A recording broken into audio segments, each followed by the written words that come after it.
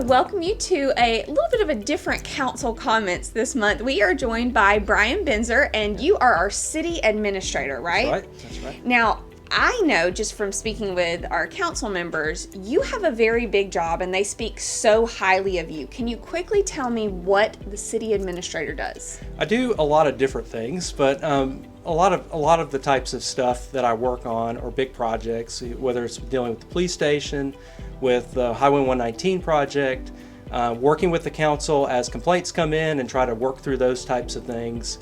But also I do city planning for the city, for the new growth and economic development as well. So I would say every day is probably very different for you.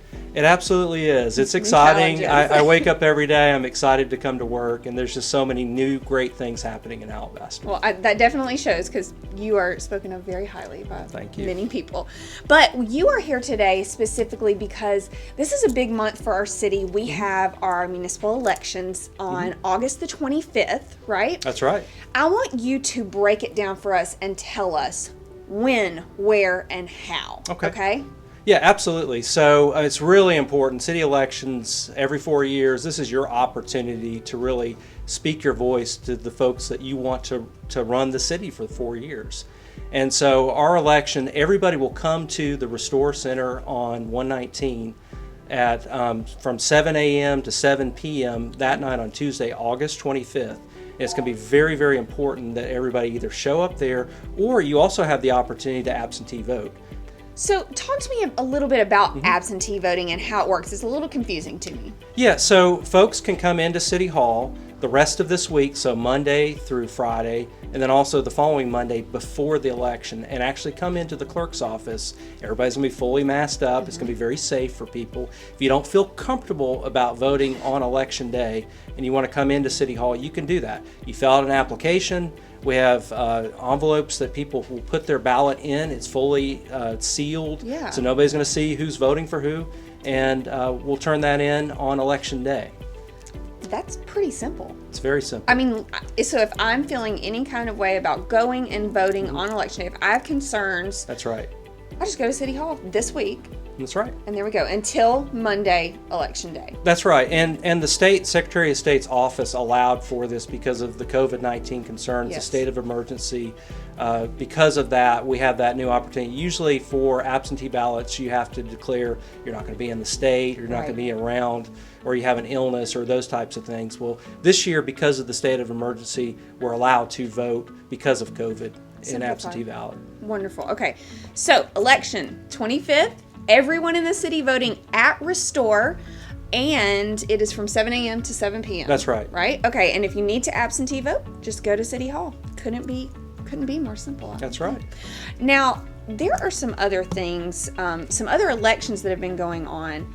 That is not included in the 25th election, correct? That is correct. So we are very fortunate. We have a House seat that's up on House 49. Yes. That we have two candidates that are from Alabaster. Yes. That's incredible. So you've got Russell Bedsole and Mimi Penhill. Yes. So we're very thrilled. We're going to have somebody from Alabaster representing that seat. So on September 1, those elections, that runoff will be on the ballot the following week after our municipal elections. Okay. And just to clear up some confusion, you'll actually go to your normal voting place in that case. Okay. So for the municipal elections, Restore.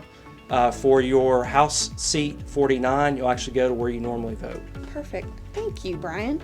Now, in addition to the elections and everything going on with that, I know City Hall's got to be jumping right now, busy, but there's a lot going on in the city. That's right. I've specifically seen some things that I wanted to address and clear up with how the school system fits in with the city and the city council specifically. Can you talk to us about that? Yeah, I'd be happy to. So the council, there's some limitations as far as how much the council can be involved in the day-to-day operations of the school system. Really, the city council's biggest involvement is appointing the school board members. So we have 6-year terms of school board members. The city council appoints those members one every year. Okay. And so the other involvement really was when they created the school system, they created a 1 extra penny sales tax. And that's helped to fund operations, help to fund new investment, new capital expenditures for the school system. But the city has no involvement or say-so as far as how they spend those funds. Okay, so the school board specifically is in charge of that.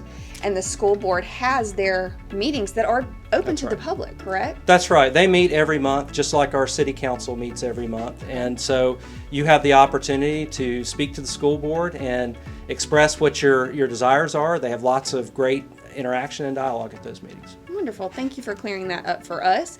Another hot topic in the city is 119. That's right. Tell us, there's progress happening, right? Things are happening as we speak. Tell us. It's very exciting. ALDOT has been managing that project for the past 6 months. The city brought it to ALDOT, and now we're at a point where they're actually knocking door to door to make offers on properties. Okay. So over the course of this week and the next few weeks, they're going to actually be going out there making offers, and we'll find out how many folks are willing to sell their property, and then we feel like if they can get that process going here in the next few months, then they're going to break ground early next year.